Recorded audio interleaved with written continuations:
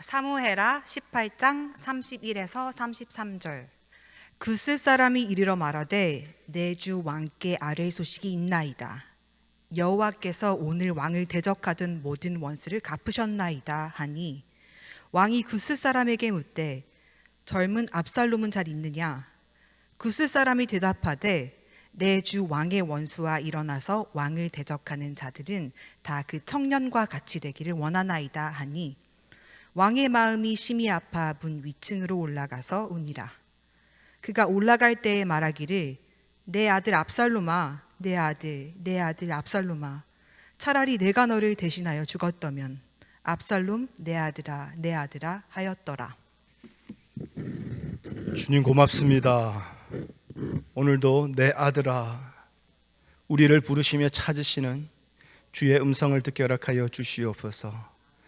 내가 바라는 것을 주 앞에 올려드리는 것이 아니라 하나님이 원하시는 것이 우리 가운데 이루어지기를 원합니다. 이 말씀으로 우리 가운데 그 일을 행하여 주시옵소서. 예수님의 이름으로 기도합니다. 아멘. 네, 우리 영상이 하나 있는데요. 우리 영상을 하나 보고 할까요? 네.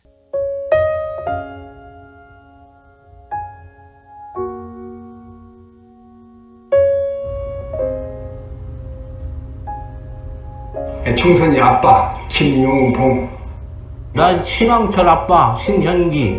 이영근입니다. 큰아들이. 저 영우 아버지 되는 사람입니다. 조유섭 아빠, 진영이 아빠. 성함은 김성복. 생각나지요. 그 아들 딸 만나다가 아들 가졌는데 요번에도 딸이 못할까 했는데 네 엄마, 아빠, 동생한테 신경 써주고 고맙고. 부모로서 이렇게 뭔가를 충분하게 해줘야 되는데 그런 것도 못 해주고 그래서 참 마음이 아픕니다. 아들이라는 것은 어느 누가 바꿀 수도 없는 것이고 크게 뭐 도와주지도 못했고 했는데 그들이 알아서 잘 커가지고. 계속 부족한 게 부모 마음 아닐까요? 죽는 순간까지 제가 그런 마음으로 살고 있어요. 계속 부족한 거예요. 너무 엄하게 했던 게 그게 좀 미안해요.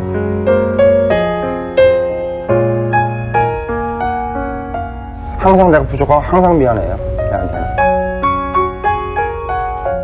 미안하다 참.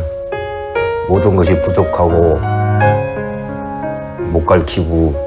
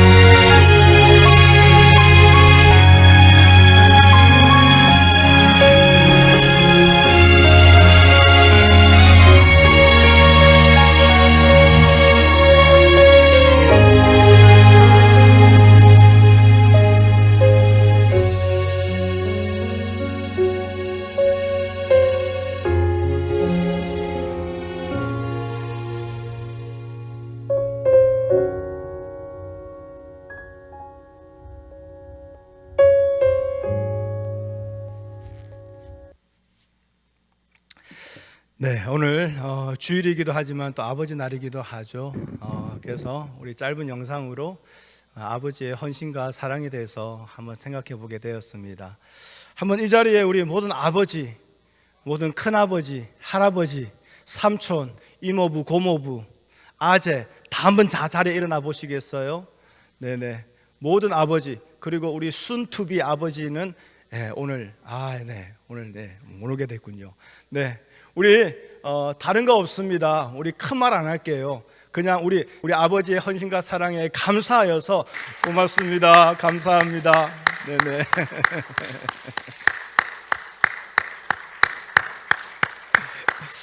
네, 고맙습니다. 네, 감사합니다.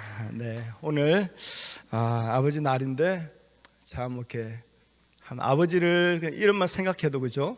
참 눈물이 나고 참 물론 많은 우리 교회 성도님들이 이미 아버님은 이제 하나님 품에 계시지만 그래도 또 아버지 하면 또 생생하게 생각나고 눈물 나고 그럴 겁니다. 제가요 야긴이 제 아들 큰 아들 야긴이 이제 초등학교 이제 5학년 졸업하고 이제 중학교 가게 되니까 제가 딱 저 나이 때였습니다. 그때 저희 교회가 이사를 하게 된 거예요. 저희 아버지가 목회를 하셨으니까 목사의 아들인 저는 당연히 그 이사하는 데 함께 해야 되죠. 그런데 그 교회의 살림살이를 말 그대로 주방의 숟가락 하나부터 교회의 강대상 의자까지 막 다 통째로 다 옮겨야 되니 비록 제가 어린 나이였지만 저도 그 이사하는데 함께 동참해서 힘이 되어줘야 되는 거죠. 그래서 아침부터 열심히 의자 나르고 열심히 물건을 나르고 이사를 합니다. 그러다가 점심시간이 되면 한국에는 뭐 하죠? 이사하는 날 점심시간 되면 짜장면 먹잖아요. 그래서 교회에서 짜장면 시켜가지고 중국집에서 배달하는 그 짜장면 다 같이 신문지 깔고 서비스로 온 군만두 같이 먹으면서 그렇게 한참 이렇게 쉬고 있었습니다. 근데 그때 제가 교회 옥상으로 그냥 올라갔어요. 올라가니까 거기에 뭐가 있냐면 당시 교회에 이제 오래된 가구들 그것을 다 이제 버려야 되는데 덩치가 크니까 그대로 버릴 수 없으니까 그걸 다 가구들을 잘라가지고 토막토막 내서 버리는 작업을 하고 계셨던 거예요. 그런데 그 집사님하고 모두 다 지금 식사로 내려가시고 쉬고 계시는데 제가 혼자 올라가서 보니까 그 가구를 자르는 조그만 이제 전동 그라인더가 같이 이제 꽂혀가지고 내려져 있는 거죠. 어릴 때부터 그런 이제 아버지가 항상 개척교회를 하다 보니까 항상 막 뚝딱뚝딱 만들고 그런 걸 하셨고 저는 옆에서 항상 잡아드리고 하다 보니까 그런 전동 그라인더 같은 거 그런 줄 같은 게 그런 게 항상 저는 좀 재미가 있었어요. 그런데 마침 그게 눈에 딱 들어온 거예요. 그래서 호기심도 있었고 또 한편으로는 어르신들이 쉴 때 내가 이걸 뭘 하나라도 해놓으면 더 도움이 되지 않겠는가. 너무 착하죠. 네, 이런 선한 마음에 제가 그 전동 그라인더를 딱 집었어요.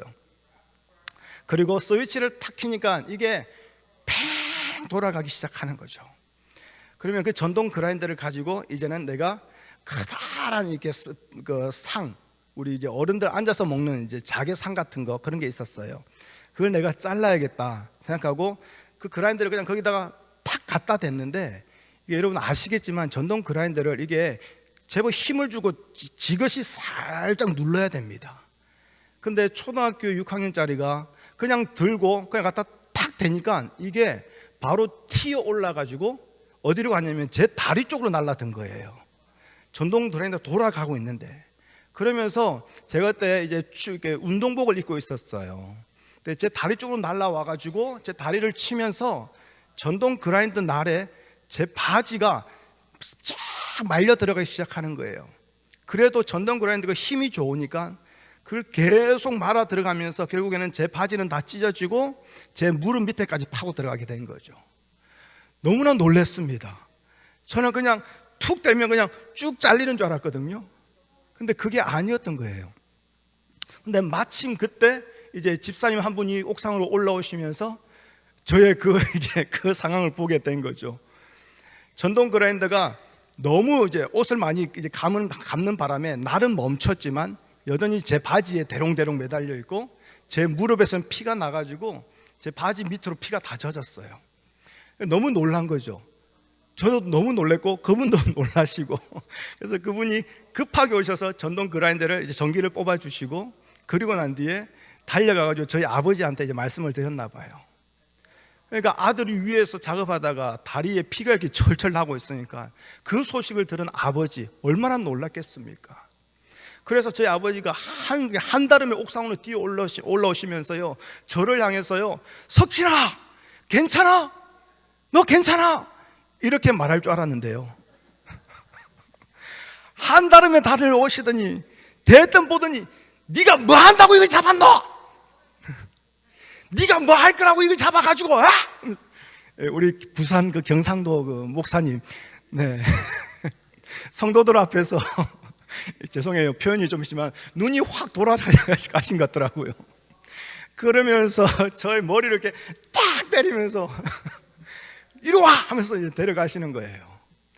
그래서 저도 놀랐잖아요. 저도 정신이 없고 놀랬고 이게 뭐지 싶은데, 일단 아버지의 소리치는 모습과 화난 모습에 아버지와 함께 아버지 사무실로 끌려가면서 제가 걱정되는 게, 내 다리가 얼마나 다쳤을까 이것보다는 아버지한테 얼마나 혼날까, 또 맞아 뒤지겠네, 뭐 이런 걱정이 앞서는 거죠. 그래서 아버지 사무실로 들어갔어요. 그러니까 아버님이 아무 말씀 안 하시고 약통을 꺼내 오시더니 이제 거기서 알코올이랑 소물해서 다 소독해 주시고 이거 약을 발라 주시고, 그러고 난 뒤에 처음으로 저를 보시면서 괜찮나? 그때서야 물어보시더라고요. 자, 오늘 바로 이러한 대화가 오늘 본문 말씀에 나와요. 그런데 좀 느낌이 좀 달라요. 자, 저는 다행히 다리는 잘리지는 않았습니다. 그냥 살이 깊이 파이고 그래서 피가 많이 나왔던 건데, 자, 오늘 다윗과 압살롬의 이야기에 보면요, 이런 질문이 있어요. 뭡니까? 젊은 압살롬은 잘 있느냐? 한마디로 내 아들은 괜찮나? 이걸 물어보는 질문이죠. 그런데 이 질문이 오늘 우리가 31절에서부터 읽어서 한 번밖에 안 나오지만 바로 앞에 29절에 가보면 거기서도 또 똑같은 질문이 나와요. 젊은 압살롬, 내 아들은 괜찮니? 잘 있니? 그 질문이 짧은 말씀 안에서 두 번이나 반복되고 있어요. 그러면 이 질문은 단순히 저처럼 아들이 호기심에 그냥 물건을 잘못 만졌다가 다쳐가지고 니 개 안 나? 이제 안 아프제? 그런 수준의 질문은 아니라는 거예요. 또는 여러분의 자녀가 장성해서 대학교를 가게 되고, 그러면 이제 기숙사로 가게 되면 오랜만에 아들을 보게 되고, 또는 오랜만에 통하게 될 때에 잘 지내니? 그런 수준의 질문은 아니에요. 자녀가 장성해서 시집 장가가고 따로 가정을 이루다가 오랜만에 찾아왔을 때에 잘 지내니? 잘 있었니? 그런 수준의 질문이 아니라는 거예요. 아버지 다윗이 물어보는 이 질문에는 아들을 향한 애타는 마음이 담겨져 있거든요. 근데 이 애타는 마음을 우리가 보다 더 잘 이해하려면 오래전 이야기로부터 다시 하나하나 차근차근 살펴봐야 되는 거죠. 자, 아시다시피 다윗에게는요 모두 9명의 부인이 있었어요.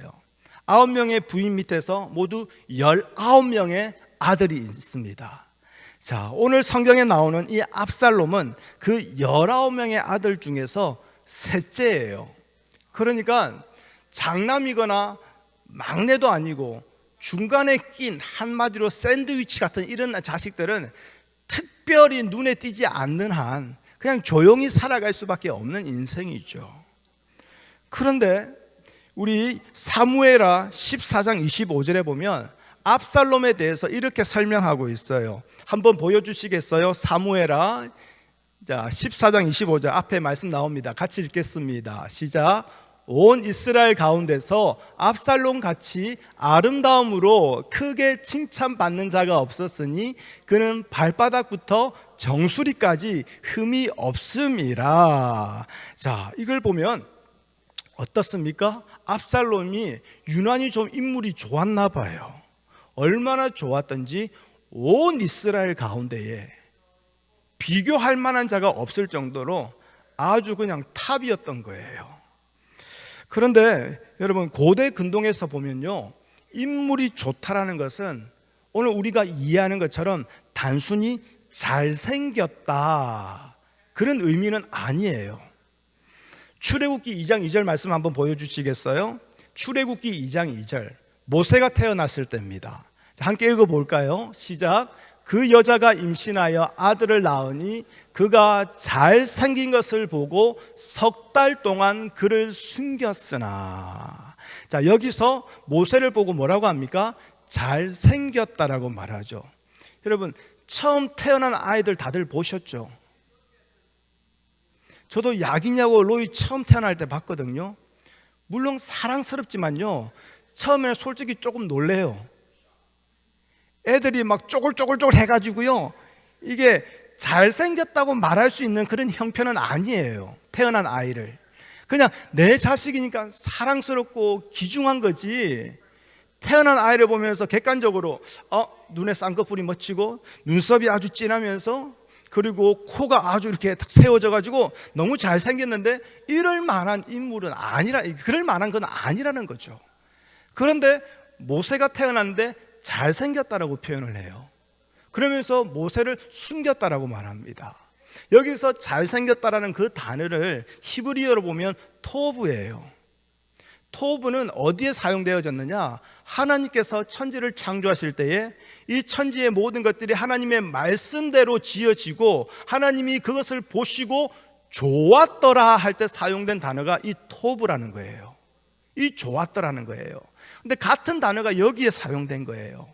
그러면 이건 단순히 외적인 어떤 조건을 보고 잘생겼다고 하는 것이 아니라 거기에 담겨져 있는 어떠한 존귀함들, 뛰어남들, 어떠한 소중한 것들, 이 모든 것을 말 그대로 함께 다 가지고 있는 단어가 바로 저 잘생겼다라는 단어인 거예요. 그래서 고대 근동에서 아이가 태어났을 때에 토브라는 단어를 사용하게 되면 그 아이는 그저 평범한 사람이 아닌 특별히 신으로부터 어떤 사명을 받은 자라고 여긴 거예요. 앞으로 그 나라의 왕이 되든지 장군이 되든지 어떻게든 그 나라를 구할 수 있는 어떤 신적인 사명을 가진 자로서 태어났다라고 여겼던 거예요. 그래서 모세를 3달 동안 숨긴 거예요. 이 모세는 장차 우리 이스라엘을 위해서 뭔가 해도 할 사람이다. 그게 있었던 거죠. 여러분, 이 단어가요, 사울 왕이 왕으로 세움받을 때도 사용되어져요. 성경에 보면요, 어떤 사람의 외모에 대해서 이렇다 저렇다 말하는 구절이 별로 없어요. 근데 사울을 대해서는 사울이 준수하더라라고 얘기해요. 그 준수함이 하면서 이스라엘 중에서 어깨 위로 한 자나 더 할 정도로 비교할 자가 없을 정도로 사울이 준수하더라고 얘기해요.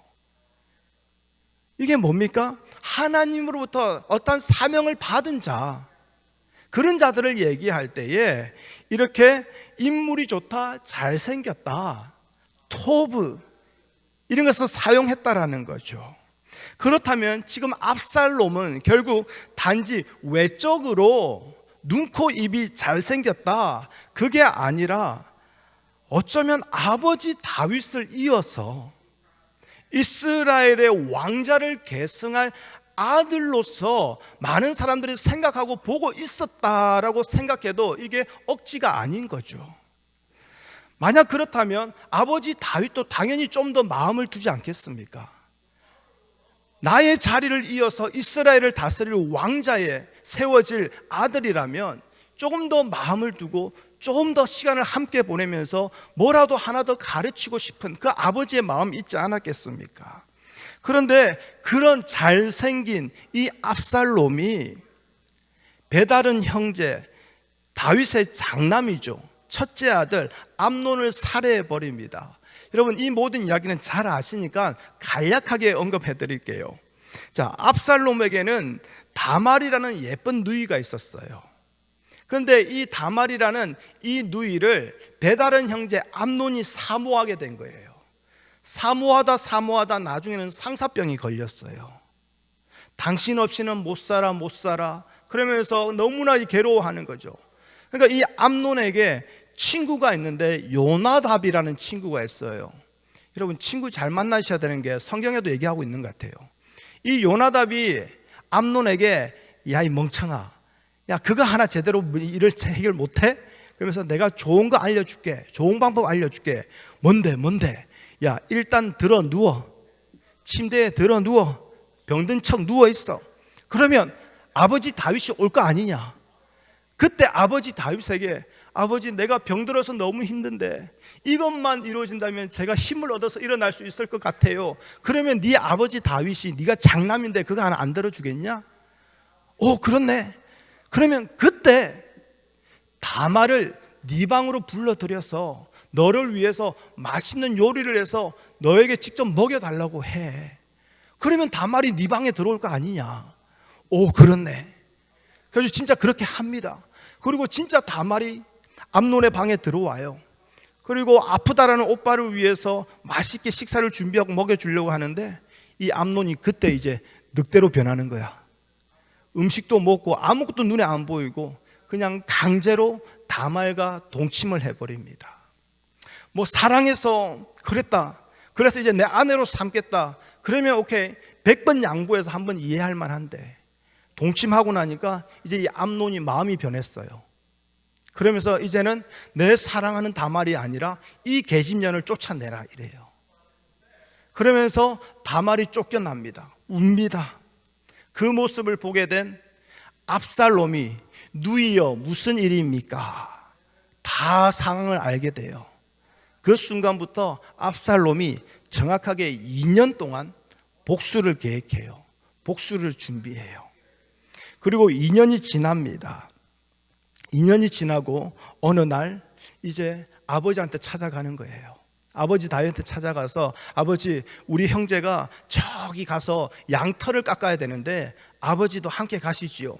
그러니까 다윗이 야 양털 깎는데 내가 내까지 가야 할 필요가 뭐가 있냐. 니네들끼리 다녀오너라.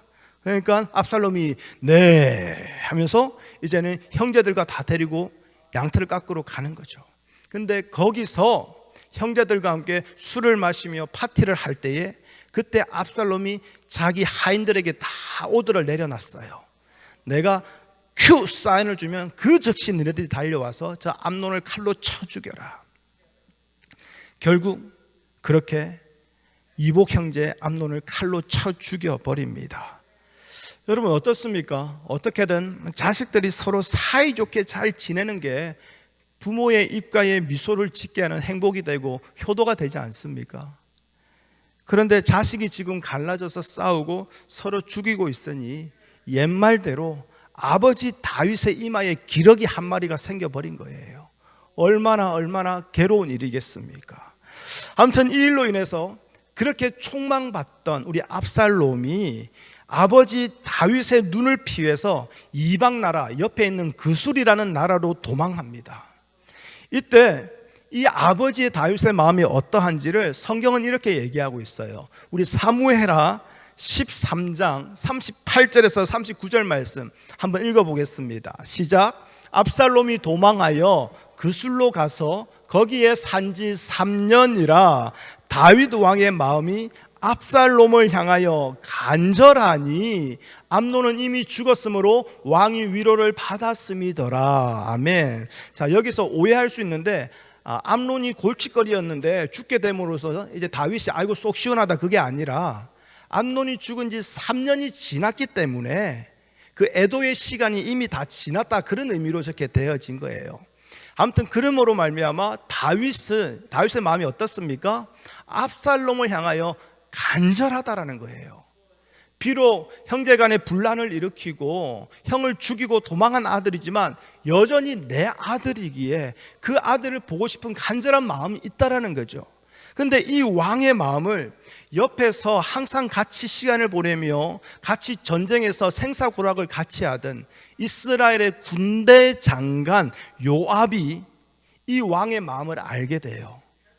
그래서 그러면 왕이 직접 가서 그 아들 압살롬을 데려오지 않을 테니 이 요압이 드고와 여인을 사주해서 하여튼 그 긴 이야기가 있지만 하여튼 드고와 여인을 통해서 이제 다윗에게 압살롬을 이제 돌아오게 해 주십시오라는 그 허락을 받게 돼요.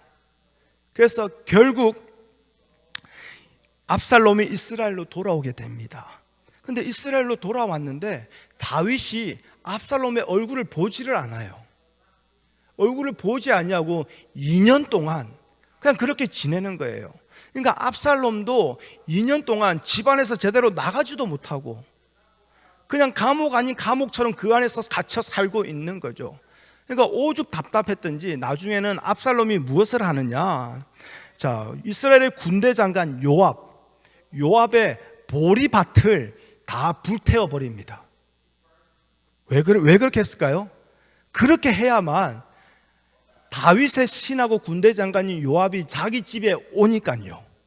아니면 아무도 안 찾아오니까.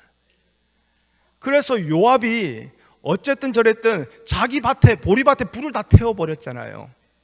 그래가지고 요압이 이제는 압살롬을 찾아옵니다. 그러니까 압살롬이 그때서야 이렇게 말하는 거예요. 야, 이렇게 2년 동안 나를 감옥 아닌 감옥에 이곳에 두면서 아버지 얼굴을 한 번도 볼 수 없게 한다면 차라리 그냥 나를 그냥 이방 나라 그 술에 그대로 내버려 두든지, 아니면 내가 잘못한 게 있어서 그렇다면 내 죄값을 물어서 차라리 나를 오늘 죽여달라, 그 말을 아버지께 전해달라고 이제 군대 장관 요압에게 말을 하는 거죠. 그 말을 전해드린 요압이 다윗에게 이 말을 그대로 전하고, 그러니 그제서야 다윗이 이제는 압살롬을 부릅니다. 그리고 14장 33절이에요. 14장의 제일 끝절이죠. 33절에 보면 이 다윗이 압살롬을 만나 입맞춤을 하게 돼요. 자, 언뜻 보면 이제 서로가 완전히 용서하고 화해하는 것처럼 보여지지만, 여러분 고대 히브리 사회에서요, 죄인을 측은히 여기는 표시가 뭐였냐면 바로 죄인에게 입맞춤을 하는 거예요. 그를 측은히 여기고 또 그를 어떻게 해도 애정의 마음으로, 하여튼 그에게 우리의 마음, 내가 너를 불쌍히 긍휼히 여긴다, 그 마음을 표현하는 게 입맞춤이었던 거예요. 그걸 생각해 보면 지금 다윗과 압살롬이 입맞춤을 했지만 이것은 그 둘 사이에 어떤 오랫동안 이렇게 그렇게 묵혀있던 그 문제들이 완전히 해결되었으라기보다는 그냥 일시적으로 그냥 화해의 모습인 거죠. 그걸 어떻게 알 수 있느냐? 14장 33절 제일 마지막 절에서 서로 입맞춤을 했잖아요. 그러면 15장 1절로 가야 되잖아요. 그럼 15장 1절에 어떤 이야기 나오느냐? 압살롬이 이제는 반역을 꿈꾸며 계획하고 시작하는 거예요. 압살롬이 아버지와 키스를 했고요, 그로 인해서 이제는 보다 행동 반경의 자유가 생겼어요. 아버지 다윗이 있는 곳에 자기도 갈 수 있게 되었어요. 이전처럼 거기에 갇혀 있는 게 아니라 좀 더 자유롭게 움직일 수 있게 된 거죠. 그러니 이 압살롬이 가장 먼저 한 게 뭐냐? 자, 이스라엘 그 성문 길 곁에 서서 왕의 재판을 청하러 오는 그 백성들의 마음을 다 뺏어갑니다. 왕이 지금 너무 바쁘니 내가 너의 이야기를 들어줄게. 그러면서 그 사람들의 마음을 다 만집니다. 이걸 얼마 동안 하느냐? 4년 동안 해요. 4년 동안 꾸준히. 그래서 이스라엘의 백성의 마음을 다윗이 아닌 자기 쪽으로 다 돌리고 있는 거예요. 4년이 지났습니다. 압살롬이 아버지 다윗에게 가서, 아버지, 옛날에 제가 이방 나라 그 술에 있을 때 기억하시지요? 그때 제가 여호와께 서원한 것이 있습니다. 내가 만약 이스라엘 땅으로 다시 돌아가게 되면 내가 여호와께 이런 것을 하겠습니다라고 서원했는데, 그 여호와께 서원한 것을 이루기 위해서 제가 다시 그 술로 좀 갔다 오겠습니다. 그러니까 아버지 다윗의 마음은 하나님께 소원한 것을 지키겠다고 하니 당연히 가라고 하죠. 그런데 그렇게 그 술로 떠난 그 압살롬이 무엇을 하는가? 바로 헤브론에 가서 반역을 일으키는 거예요. 헤브론에 가서 사람들에게 소문을 퍼뜨립니다. 압살롬이 왕이 되었다, 그 소문을 퍼뜨립니다. 그리고 이제 아예 보란 듯이 대놓고 아버지 다윗의 목을 향해 칼날을 겨누고 아버지를 죽이러 군대를 끌고 다시 이스라엘로 쳐들어옵니다. 이로 인해서 아버지 다윗은 이제 아들의 칼날을 피해서 도망하는 신세가 되어버린 거예요. 아들 압살롬의 그 반역으로 인해서 다윗은 이스라엘 왕으로서의 명성은 둘째고요, 아버지로서의 체면까지도 완전히 무너지게 되어버린 거예요. 어찌 보면 인생의 실패자가 되어버린 거예요. 게다가 이스라엘 왕이었던 그 다윗이 도망하는 길에요, 이전 같으면 눈도 못 마주칠 그 베냐민 사람 시므이로부터 저주를 듣게 돼요. 그런 원통함까지 겪게 되면서 다윗은 도망자의 신세가 됩니다. 그런데 그 반역자 아들 압살롬이 거기서 끝나는 게 아니에요. 무엇을 하냐면 이 압살롬이 다윗의 성을 차지했지 않습니까? 그러고 난 뒤에 백주 대낮에 온 이스라엘을 모아놓고 그 앞에서 그 성 위에 가장 잘 보이는 그곳에서 이스라엘 사람들이 다 보라고 해놓고 다윗의 후군과 동침을 해요. 다윗의 후군과 잠자리를 해요. 이게 뭔 말입니까? 더 이상 아버지 다윗이 이 나라 왕이 아니야. 내가 왕이야를 선포하는 거예요. 그런데 참으로 잔인하고 철저하게 그 아버지를 짓밟아 버리는 이 방법으로 이제 압살롬은 내가 왕이라고 선포하고 있는 거예요. 다윗이 이제는 실패자고 끝났다라고 온 이스라엘 앞에서 광고하고 있는 거죠. 제가 아침마다 아이들을 학교에 데려다 주는데요, 학교에 데려다 줄 때에 아이들이 그 코너를 딱 돌아가기 전에 그 넓은 공간이 있어서 거기서 아이들과 함께 짧게 기도하고 그러고 난 뒤에 학교를 보내줍니다. 그러면 아이들이 코너를 돌아갈 때까지 잘 가는가 계속 저는 뒤에 서서 이렇게 한참 살펴보죠. 그럼 아이들이 뭐 이렇게 친구 만나서 얘기하고 막 서로 재밌게 갈 때도 있지만 대부분 다 그냥 쏙 돌아가요. 근데 어느 날부터요, 아이들이 한 번씩 돌아보면서 저한테 손을 흔들기 시작하는 거예요. 근데 그게요, 너무 기쁜 거예요.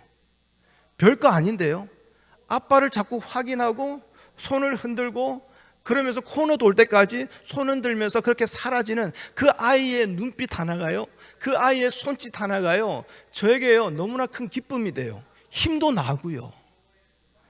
여러분 생각해 보십시오. 이게 아버지인 것 같아요. 크게 막 사랑한다, 선물 갖다 주고 막 이게 아니어도 그냥 아버지를 향한 그 눈빛 한 번에, 아버지를 향한 그 손짓 한 번에 그냥 세상의 모든 일을 다 할 수 있을 것 같은 그런 힘이 솟아나는 게 아버지인 것 같아요. 그런데 지금 아들 압살롬이 하는 걸 보십시오. 아버지를 향해서 눈빛, 손짓이 아니라 지금 칼날을 들이대고 있는 거예요. 아버지의 그 왕의 자리를 차지하기 위해서 사악할 정도로 아버지를 밟아 무너뜨리고 있습니다. 그리고 실질적으로 이 아들 압살롬이 이끌고 온 그 군대가요, 다윗의 군대보다 비교할 수 없을 정도로 강력합니다. 이제 아버지로서, 이스라엘 왕으로서 완전히 실패한 인생이 돼버린 거예요. 이 다윗은요. 여러분 살다 보면 의도하든 의도하지 않든 남들에게 상처를 받을 때가 있어요. 그렇죠? 물론 그 상대방도 어쩌면 의도하지 않았는데 또 그렇게 상처가 되는 일이 일어나기도 합니다. 아무튼 믿었고 마음을 줬는데 그렇게 상처를 받게 되면 그 데미지가 이게 쉽지가 않아요. 참으로 오래 가요. 그래도 차라리 남이면 그냥 얼굴 안 보고 인연 끊고 에이 그냥 시원하게 욕 한마디 그냥 내 혼자 해주고 그리고 돌아서서 이제 다시 일어서고자 하는 힘을 낼 수는 있어요. 그런데 여러분 보십시오. 마음을 다 준 아들이에요. 사랑하는 아들이에요. 용서하고 또 용서해 준 아들이에요. 그래서 다시 받아준 아들이에요. 그런데 그런 아들이 배신을 하니 그 다윗의 충격을 무슨 말로 표현할 수 있겠습니까? 어쩌면 일어설 수 있는 그 힘조차도 낼 수 없는 인생의 가장 바닥을 내리치고 인생의 가장 바닥을 쳐버린 그런 실패한 인생 아니겠습니까? 자, 그런데 그 아들 압살롬이 그 아버지를 그렇게 내버려 두지 않아요. 아버지를 끝장내겠다고 끝까지 아버지 다윗을 쫓아옵니다. 군대를 이끌고. 그러니 다윗도 다윗의 군대의 그 백성들이 이제 그 전쟁을 할 수밖에 없는 상황이 된 거죠. 그 전쟁을 앞두고 오늘 우리가 18장을 읽었는데요, 18장 5절을 여러분 성경을 한번 보십시오. 자, 압살롬의 군대와 전쟁을 하게 되었습니다. 그래서 다윗의 군대 장관 요압과 그리고 아비새 이때에게 한 가지 부탁을 해요. 그게 뭐냐면 반드시 승리하고 오너라, 이게 아니라 전쟁을 나아가는데 한 가지 부탁이 뭡니까? 나를 위하여 젊은 압살롬을 너그러이 대우하라. 이걸 부탁하고 있어요. 왜 그럴까요? 여전히 사랑하는 내 아들이기 때문인 거예요. 그런데 이 왕의 부탁에도 불구하고 압살롬은 그 전쟁에서 죽게 되어집니다. 그리고 다윗의 군대가 승리하게 되어지죠. 그러니 전쟁을 했고 승리했으면 그 승리의 소식을 왕에게 보고하러 달려오는 그 신부름꾼이 당연히 있지 않겠습니까? 이 전쟁의 승리라는 기쁜 소식을 전하고자 아히마아스가 달려옵니다. 그리고 그 아히마아스는 여호와께서 우리에게 승리를 주셨습니다. 저 모든 군대를 왕의 손에 붙였습니다 하면서 기쁨의 전쟁의 소식을, 승리의 소식을 전하러 왔는데 다윗은 한 가지지, 그리고 전부인 질문을 던집니다. 그게 뭡니까? 젊은 압살롬은 잘 있느냐, 이거예요. 아히마아스가 전쟁에서 승리한 거, 그 소식만 알고 달려왔기에 압살롬이 어떻게 된지 잘 모르는 거예요. 그러니까 거기에 대해서 답을 못합니다. 그러자 바로 뒤에 구스 사람이 또 달려와서 전쟁의 승리를 또 보고하는데, 그때 다윗이 또 질문합니다. 우리가 전쟁 이겼어? 우리가 다시 이스라엘로 돌아갈 수 있어? 그게 아니라 뭐라고요? 젊은 압살롬은 잘 있느냐, 이걸 또 물어봐요. 여러분, 제가 지금까지 짧게 요약해서 말씀드렸지만요, 압살롬이 어떤 자입니까? 자신의 야심을 이루기 위해서, 자신의 욕망을 이루기 위해서 아버지 다윗을 향해 칼을 들고 달려들었던 자입니다. 한순간의 실수로 그러한 것이 아니라 오랜 세월 참으로 야비하게, 스니키하게 계획하고 준비해서 아버지가 아니라 내가 그 자리에 앉아야겠습니다라고 그렇게 아버지께 덤벼들었던 자예요. 그로 인해서 아버지 다윗의 명예는 더럽혀졌고요, 심지어 그 목숨까지 위험에 빠졌었던 거죠. 그런데 지금 다윗의 관심은 뭡니까? 그 전쟁에서 승리했느냐, 그래서 내가 다시 왕의 자리로 돌아갈 수 있느냐, 다시 회복할 수 있느냐, 그게 아니라 자신에게 대항하며 반역을 일으켰던 그 망나니 같은 그 자식, 그 아들 압살롬이 잘 있느냐, 이거예요. 여러분, 여기서 잘 있느냐, 이 단어가요, 히브리어로 보면요, 샬롬이라는 단어예요. 샬롬. 불안에서 평안으로라는 책이 있습니다. 그 책에 보면요, 샬롬이라는 단어를 이렇게 풀어놨더라고요. 사진 한번 보여주시겠어요? 자, 샬롬이라는 단어예요. 근데 히브리어는 여러분 아시겠지만 왼쪽에서 오른쪽으로 읽는 게 아니라 오른쪽에서 왼쪽으로 읽어요. 그래서 이게 샬롬이 되는 건데, 자, 히브리어는 원래 자음이 없습니다. 모음만 있어요. 근데 나중에 이제 자음이 생겨난 거죠. 그러면 자,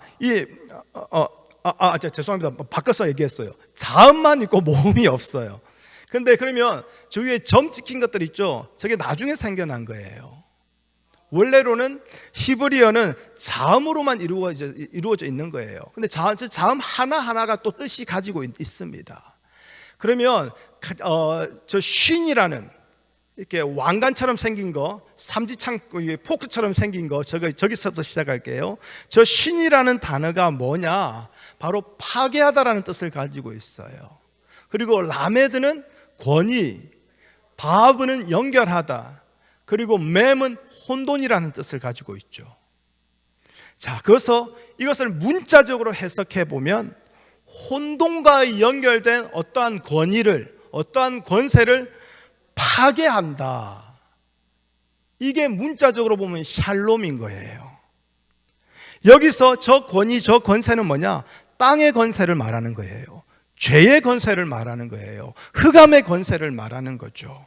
그렇다면 참된 평안, 그 샬롬은 하나님과 우리 사이에 죄가 파괴되어질 때에, 죄가 없어질 때에 이루어지는 것이 바로 샬롬 평안이라는 거예요.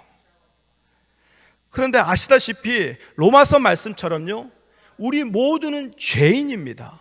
의인은 없나니 하나도 없는 것이 성경의 선포예요. 그리고 이 죄인된 우리의 운명은 뭡니까?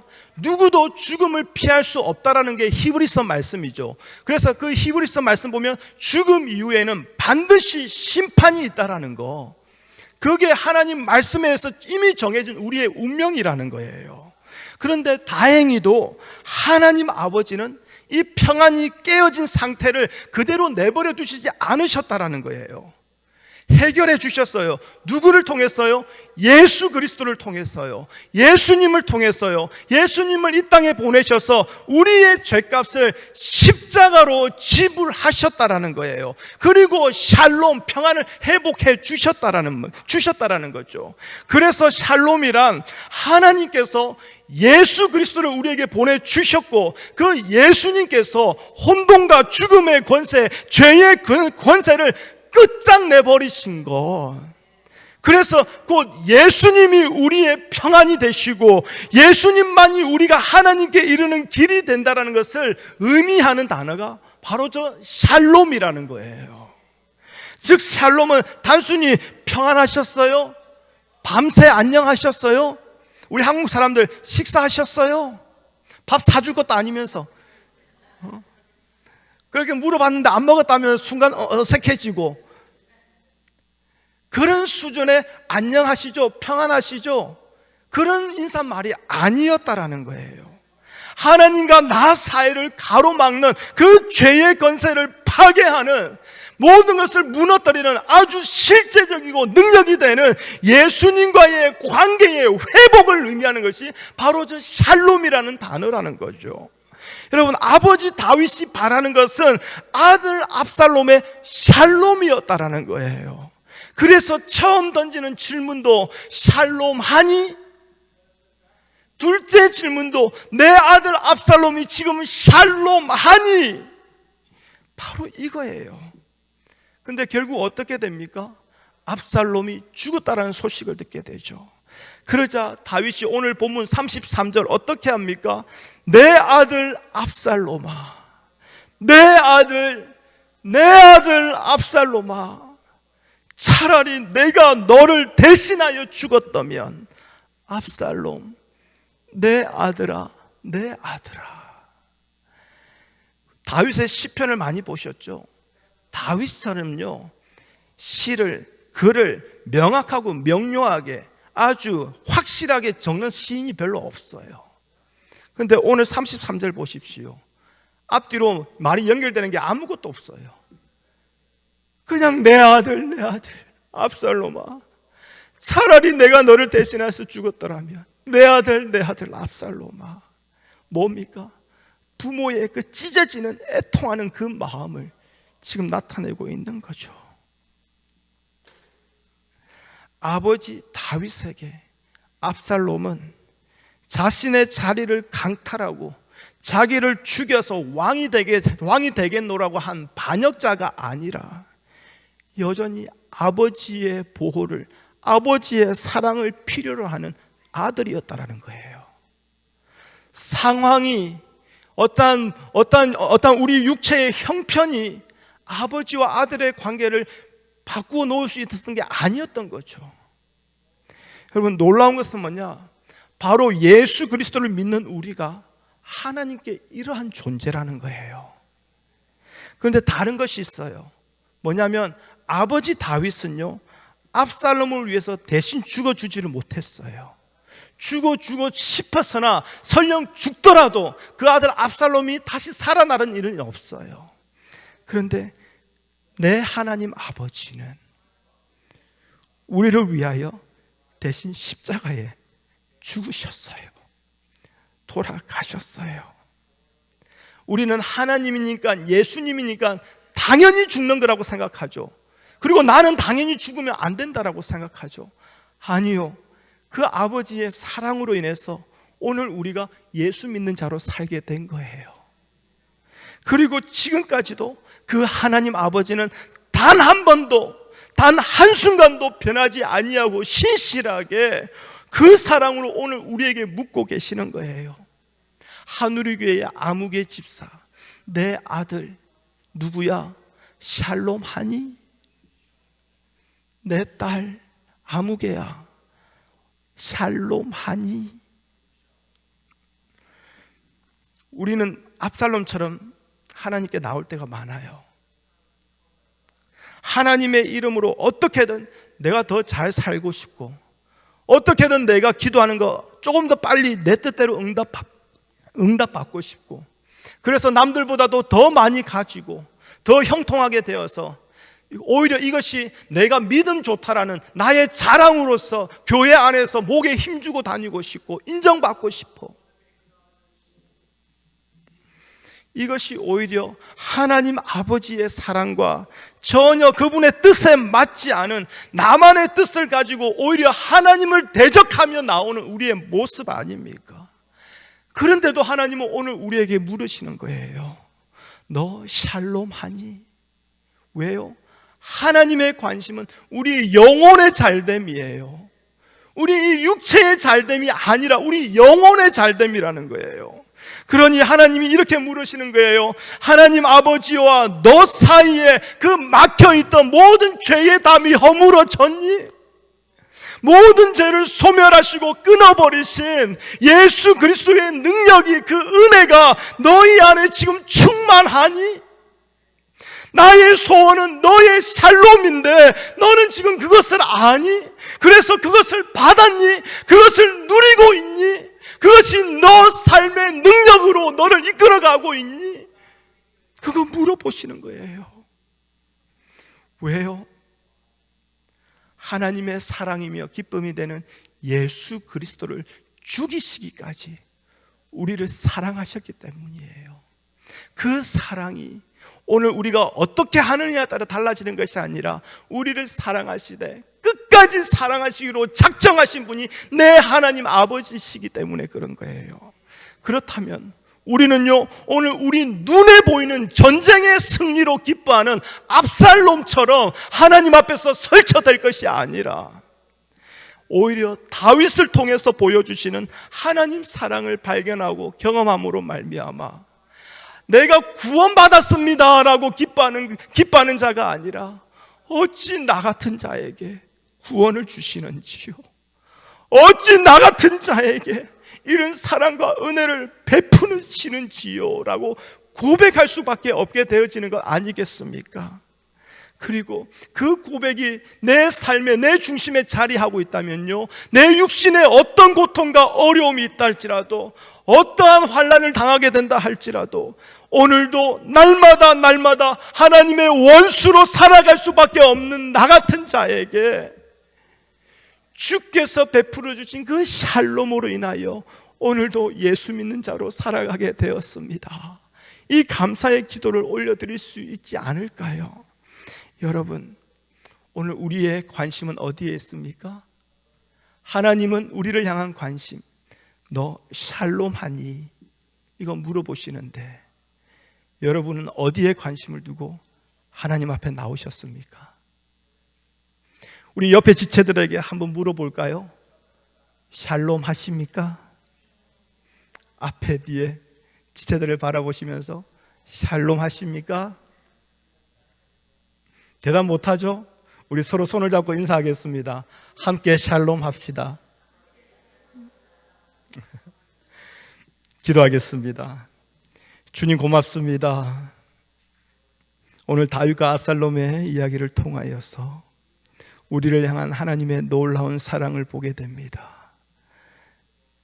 끊임없이 나의 꿈을 위하여, 나의 욕망을 위하여, 내 육신의 잘됨을 위하여 하나님을 대적하며 하나님의 이름을 부르고 있습니다. 내가 이렇게 열심히 했으니 하나님이 응답해 주셔야 하고, 내가 이렇게 애썼으니 이 일이 나에게는 일어나서는 안 된다라고 하나님 앞에 많은 요구를 하며 나아갑니다. 하나님의 마음에, 하나님의 뜻에 전혀 합하지 아니한 것을 가지고 하나님의 이름을 멸시하는 자로 나오는데, 그러한 우리에게 하나님은 오늘도 묻습니다. 그래서 너는 샬롬하니? 그래서 너는 예수 그리스도 십자가 앞에 서 있니? 십자가의 은혜로 오늘도 살아가니? 십자가의 은혜로 오늘도 하나님을 예배하니라고 물어보시는 그 하나님 질문 앞에 하나님 아무 말도 할 수 없는 우리의 형편을 고백합니다. 하나님, 그러나 그러한 우리를 내버려 두지 아니하시고 끊임없는 사랑과 은혜로 우리를 반드시 십자가 앞에 세우시고 하나님을 예배하는 자로 이끌어 가시는 그 하나님의 사랑 앞에서 우리가 다시 한 번 더 상한 심령이 되게 하여 주시고 가난한 심령이 되게 하여 주시고 하나님 한 분만으로 만족하는 참된 복을 누리며 살아갈 수 있도록 주님 우리의 영혼을 샬롬하여 주시옵소서. 예수님의 이름으로 기도합니다. 아멘.